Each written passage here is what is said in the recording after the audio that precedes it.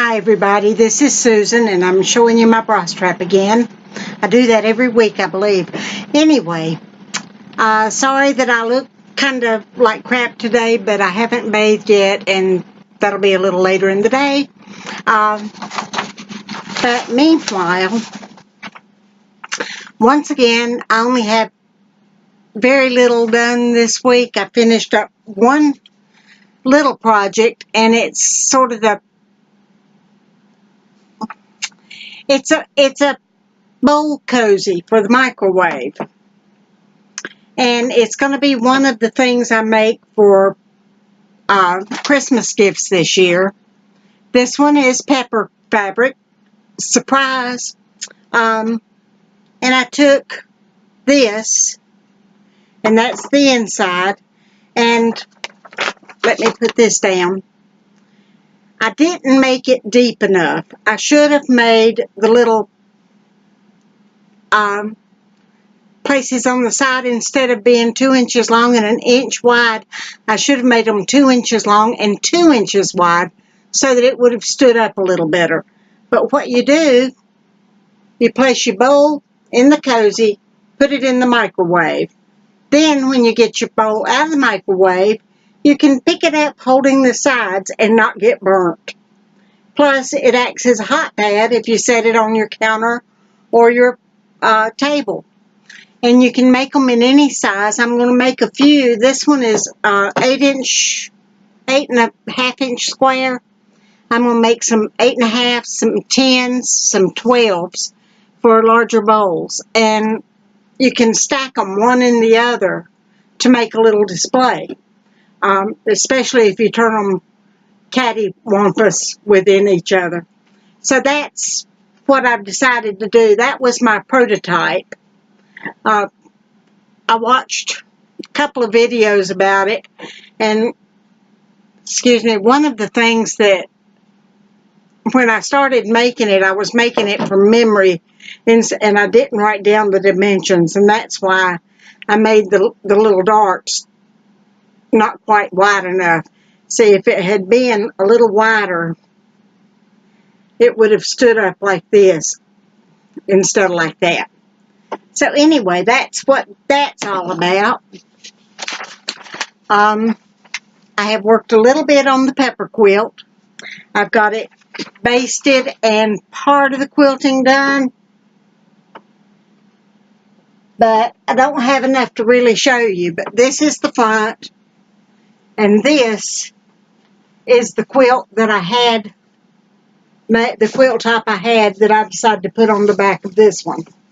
So she's ready to be finished for me to finish quilting her. And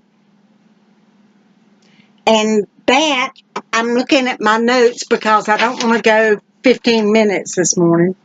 That's all I've really gotten done as far as crafting. I've been trying to straighten out my room a little bit, and I've been sorting fabric and putting it away. The only problem with that is as I sort fabric, I see stuff and I get an immediate idea of what I want to do with it. So I pull it out and I put it together, and then I start doing something with it. And so I end up with a bunch of projects all around. My brain is so scattered right now.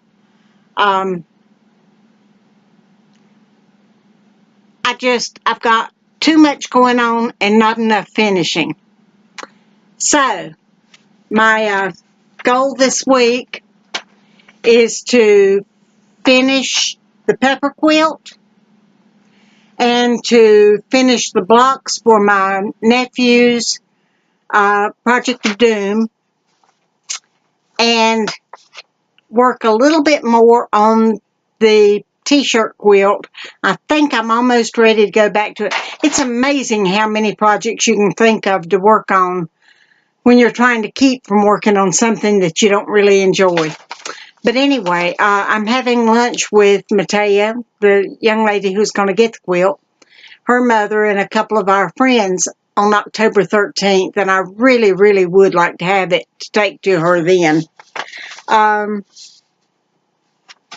So I'm hoping I'll have some things to show you next week. We'll see. right now I'm just kind of worried. I have a brother who lives at Holden Beach, which is on the southeast part of the coast, near Myrtle Beach. And he is staying there. He's not leaving. Forrest is my brother's name. He is in really bad health. He's had advanced COPD for years. That's what happens when you smoke for 50 years. But anyway, he was just in the hospital last week with pneumonia and is at home now getting over that. But he just doesn't feel like he'd be able to drive very far or ride very far. So he and his wife are staying put. His son and his grandson live a couple blocks over, and they're staying there too. And his stepdaughter and her two sons live within a mile of them as well, and they're staying. They're not directly on the beach, so the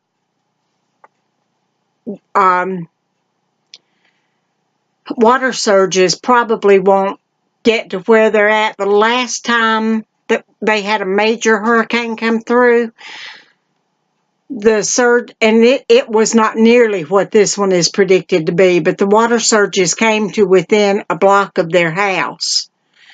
And they're about a mile from the beach. But this one is supposed to be really, really bad. We had a Hurricane Hazel in 1989, and it flattened every house on Holden Beach and all but 5 on Long Beach. So you can imagine I'm scared to death for them. The news now is that it may hit landfall a little further south than there, but it's still going to not be a fun time. Then I have a cousin who lives at Kitty Hawk, which is on the northern end of on the Outer Banks of North Carolina, on the coast, and they're staying put too. She said she's been there 43 years and never had a problem and doesn't see any point in freaking out. So I'm doing the freaking for all of them. So please just keep them in your prayers, your thoughts, send them good light, whatever, to them and everybody else that's along the coast and a little further in. Rainy, windy, if you're watching, I've really got you in my thoughts right now, and I'm concerned about you too. They're not at the coast. They're between us, about halfway between where we're at. We're about 300 miles from the coast, but they're about halfway between where we're at and the coast. Jennifer, stay safe. Jordan, it may even affect you in Charlotte. Meanwhile, everybody hunker down and take care of yourself and keep us informed about how everybody's doing. Now that's all I got to say about that.